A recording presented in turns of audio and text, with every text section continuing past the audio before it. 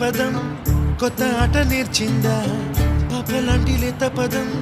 పాఠశాలగా కూనలమ్మ జానపదం పల్లె దాటి వచ్చిందా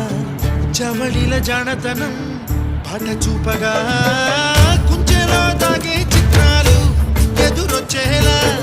అంతటా